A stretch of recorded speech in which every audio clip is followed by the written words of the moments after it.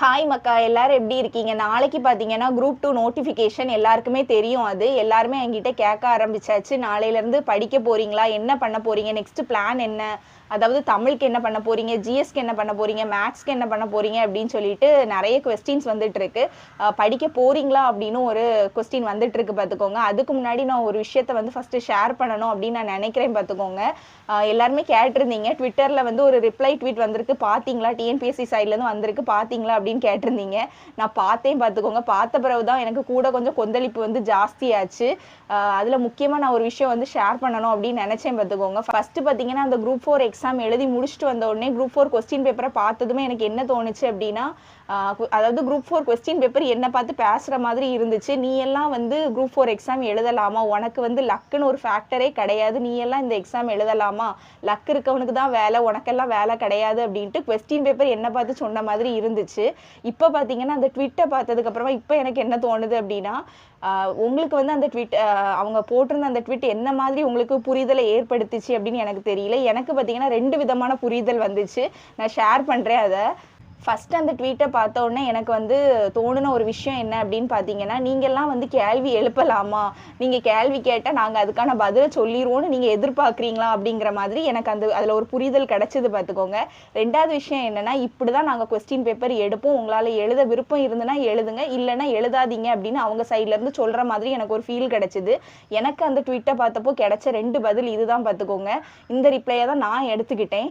So இதுலேருந்து என்ன புரியுது அப்படின்னா, நம்ம என்ன தான் வாய்ஸ் கொடுத்தாலும் நமக்கு ஒரு சொல்யூஷன் கிடைக்குமாங்கிறது ஒரு பெரிய வந்து கொஸ்டின் மார்க்கில் கொண்டு வந்து நிப்பாட்டிட்டு, அதாவது அந்த ட்விட்டை பார்க்குறதுக்கு முன்னாடி வரைக்கும் எனக்கு ஒரு சில ஹோப் இருந்துட்டு இருந்துச்சு. ஆனால் அதை பார்த்ததுக்கப்புறம் இருந்ததும் போயிடுச்சு.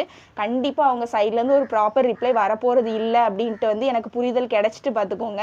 ஸோ நான் சொன்ன மாதிரி அந்த 2 புரிதல் எனக்கு ஏற்பட்டதில்லை. 2வது நான் சொன்னேன் பார்த்தீங்களா, உனக்கு விருப்பம் இருந்தால் நீ படி, இல்லைன்னா படிக்காத, அந்த மாதிரி தான் எனக்கு புரிதல் ஏற்பட்டுச்சு.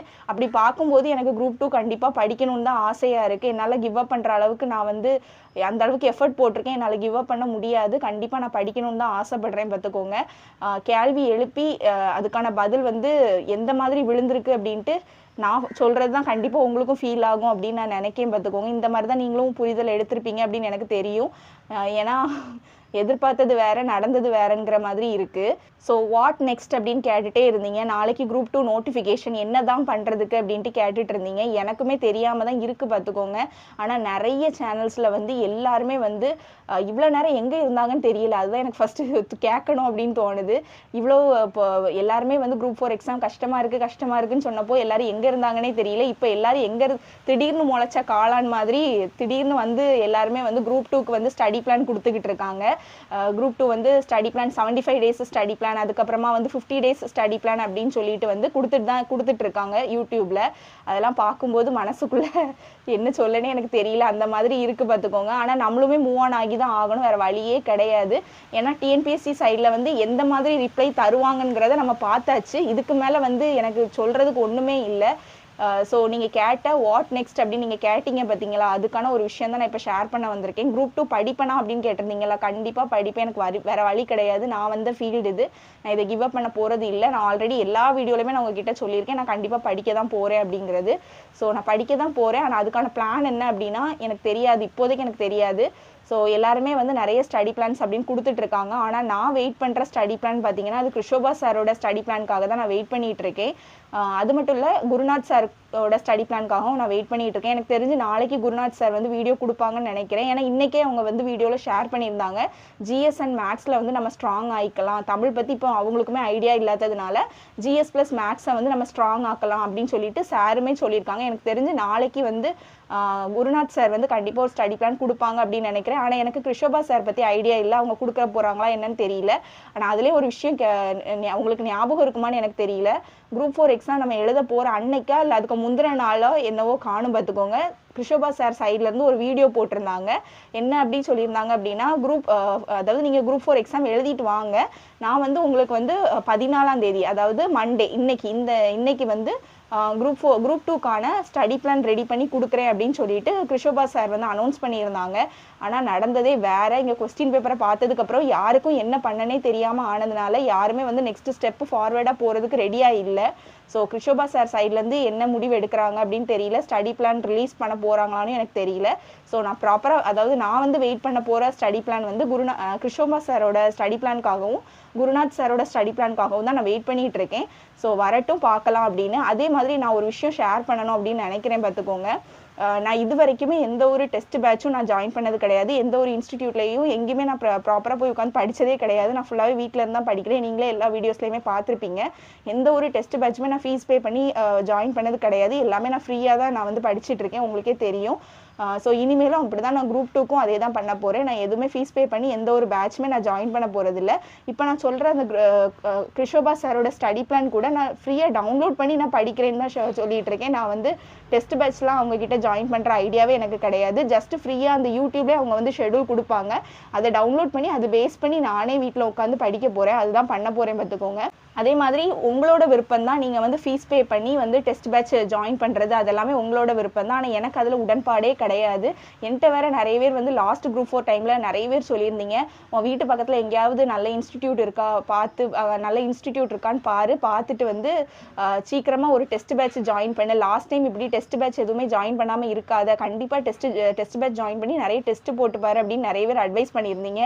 அதெல்லாம் இப்போ யோசிக்கும் போது எனக்கு சிரிப்பாக வருது, இப்போ நடந்த சம்பவத்தை நினச்சி பார்க்கும்போது. ஏன்னா நீங்கள் அவ்வளோ சொல்லியுமே நான் ஜாயின் பண்ணலை. ஏன்னா எனக்கு வந்து இன்ஸ்டிடியூட் மேலே நம்பிக்கையே கிடையாது. நான் ஆரம்பத்துலேருந்து எல்லா வீடியோலையுமே நான் அதை சொல்லியிருப்பேன். எனக்கு இன்ஸ்டிடியூஷன்ஸ் மேலே நம்பிக்கையே கிடையாது. அது எந்த விஷயத்துலையும் சரி. நான் ஸ்டெனோவும் வீட்டில் இருந்து தான் படித்தேன். டைப்புக்கு நான் இன்ஸ்டிடியூட் போய் தானே ஆகணும், வேறு வழி கிடையாது. ஸ்டெனோ நான் வீட்டில் இருந்து தான் ப்ரிப்பேர் பண்ணிகிட்டு இருந்தேன். ஸோ டிஎன்பிஎஸ்சியும் அதே போல் தான். எனக்கு இன்ஸ்டிடியூட் மேலே பெரிய அளவுக்கு நம்பிக்கை கிடையாது. அதனால நான் போகவும் இல்லை, டெஸ்ட் பேட்சும் ஜாயின் பண்ணல. நீங்கள் அவ்வளோ தூரம் சொல்லியும் நான் ஜாயின் பண்ணாததுக்கு காரணம் இதுதான். ஃப்ரீயாக கிடைக்கிற யூடியூப் சோர்ஸை வச்சு தான் நான் படித்தேன், பார்த்துக்கோங்க. அதே தான் இந்த குரூப் 2க்கும் நான் பண்ண போகிறேன். என்னால் முடிஞ்ச பெஸ்ட்டை நான் கொடுக்க போகிறேன். இனி நடக்கிறது நடக்கட்டும் அப்படிங்கிற மாதிரி தான் இருக்குது. ஏன்னா படிக்காமே என்னால் இருக்க முடியாது. ஏன்னா இத்தனை வருஷம் நம்ம வந்து இதிலேயே வந்து ஊறியாச்சு. இதுலேருந்து வெளியில் போகும் என்னால் ஏற்றுக்க முடியல. என் மனசு ஏற்றுக்க மாட்டுக்கு வெளியில் போகிறதுக்கு. டிஎன்பிஎஸ்சி சைடில் எந்த மாதிரி ரிப்ளை பண்ணுவாங்கன்னு எனக்கு தெரிய வந்தாச்சு. ஸோ இதுக்கு மேலே எனக்கு வந்து எதுக்கும் வெயிட் பண்ணுறதுக்கும் என்னால் முடியாது. ஏன்னா நம்ம வந்து வெயிட் பண்ணி தேங்கி ஒரு இடத்துல நின்றுட்டு இருப்போம். ஆனால் எல்லாருமே ஓடிக்கிட்டே தான் இருக்கிறாங்க. நம்ம மட்டும்தான் ஒரு இடத்துல தேங்கி நிற்கிற மாதிரி இருக்குது. நான் எதை வச்சு சொல்கிறேன் அப்படின்னா, நீங்கள் போயிட்டு யூடியூப்ல போய் டிஎன்பிஎஸ்சி குரூப் 2 ஸ்டடி பிளான் 2025 அடிங்க, அவ்வளோ வீடியோ வருது. ஸோ அதை வச்சு தான் நான் சொல்கிறேன். ஏன்னா எல்லாருமே மூவ் ஆகிட்டாங்க, நம்ம மட்டும் தேங்கி நின்றுட்டு இருந்தோம்னு வைங்களேன், அது நம்மளோட முட்டாள்தனம் அப்படின்னு எனக்கு தோணுது. ஸோ இதை தான் நான் உங்ககிட்ட ஷேர் பண்ணணும்னு நினச்சேன். என் வீடியோ பார்க்குறவங்க எல்லாருமே வந்து உங்களுக்கும் குரூப் 2 படிக்கணும் அப்படின்னா கண்டிப்பாக வந்து ஸ்டார்ட் பண்ணிடுங்க. முக்கியமாக நான் என்ன பிளான் பண்ணியிருக்கேன் அப்படின்னா, கிருஷோபா சாரோ இல்லை குருநாத் சாரோ என்ன ஸ்டடி பிளான் கொடுக்குறாங்க அப்படிங்கிறத நான் செக் பண்ணி பார்க்க போகிறேன். அதில் வந்து நான் நல்லா ஃபோக்கஸ் பண்ண போகிறது எது அப்படின்னா ஜிஎஸ் அண்ட் மேக்ஸ் தான். எனக்கு மேக்ஸ் வராது. இதுக்கு மேலேயும் மேக்ஸ் எனக்கு வராது அப்படின்ட்டு ஒதுக்கி வைக்க முடியாது. நான் பார்த்து தான் ஆகணும், வேறு வழி கிடையாது. அந்த மாதிரி சுச்சுவேஷனில் கொண்டு விட்டுட்டாங்க. ஏன்னா இதுக்கு முன்னாடி வரைக்கும் தமிழ் அண்ட் ஜிஎஸ்ல எப்படியாவது நம்ம ஸ்ட்ராங் ஆயிடலாம், ஏன்னா மேக்ஸ் வராதுல்ல அப்படிங்கிற எண்ணம் இருந்துட்டு இருந்து. ஆனால் அப்படிலாம் கிடையாது. ஸோ இனிமேல் ஜிஎஸ்ஐ மேக்ஸையும் நல்லா பார்க்கணும் அப்படின்னு நான் ஃபிக்ஸ் பண்ணியிருக்கேன். ஸோ அந்த ரெண்டையும் நல்லா கவர் பண்ணணும் அப்படின்னு நான் நினச்சிருக்கேன். தமிழுக்கு என்ன பண்ண போகிறீங்க அப்படின்னு கேட்டிங்கன்னா எனக்கு தெரியல, பார்த்துக்கோங்க. தமிழுக்கு தான் ஐடியாவே இல்லாமல் இருக்குது. டிஎன்பிஎஸ்சி சைட்லேருந்து ஏதாவது சொல்கிறாங்களா அப்படின்னு பொறுமையாக பார்ப்போம். கண்டிப்பாக எனக்கு சொல்லுவாங்கங்கிற நம்பிக்கையே போயிட்டு, பார்த்துக்கோங்க. ஒன்று மட்டும் புரியுது, நாங்கள் இப்படி தான் கொஸ்டின் எடுப்போம், நீ படிக்கிறேன்னா படி அப்படின்னு அவங்க சொல்கிறாங்கங்கிறது என்னால் புரிஞ்சுக்க முடியுது. அதனால எப்பவும் போல் வேறு என்ன பண்ண முடியும், என்னால் வந்து ஈரோடுக்கெலாம் போக முடியாது, கொடுமுடிக்கும் என்னால் போக முடியாது. ஏன்னா நான் ஊவேஸாக கிடையாது, போயிட்டு வந்து என்னால் சர்ச் பண்ண முடியாது ஓலைச்சுவடியை.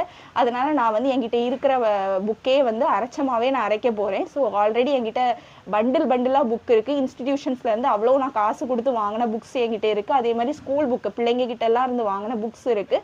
ஸோ எல்லாத்தையுமே ஆல்ரெடி அரைச்சமாகவே இப்போ தான் அரைக்க போகிறேன், திரும்பியும் அரைக்க போகிறேன்.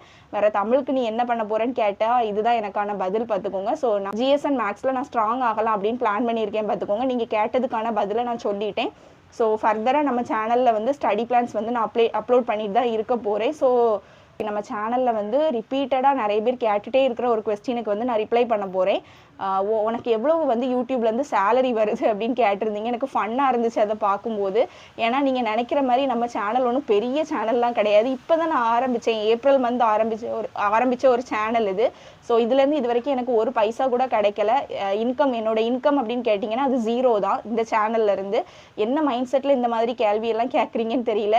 இவ்வளோ வாய்ஸ் ரைஸ் பண்ணுற அப்போ உன்னோட மோட்டிவ் வந்து யூடியூப்லேருந்து மணி சம்பாதிக்கிறது தானே அப்படிங்கிறது தான் உங்களோட கேள்வியே இருக்குது. என்னால் புரிஞ்சுக்க முடியுது. அதனால தான் நீங்கள் அப்படி கேட்குறீங்க அப்படின்னு சொல்லிட்டு நான் வாய்ஸ் ரைஸ் பண்ணதுக்கு காரணம் யூடியூப்லேருந்து எனக்கு இன்கம் வரும் அப்படிங்கிற எண்ணம் கிடையாது. என்னோட ஆதங்கத்தை தான் நான் வெளிப்படுத்தியிருப்பேன்.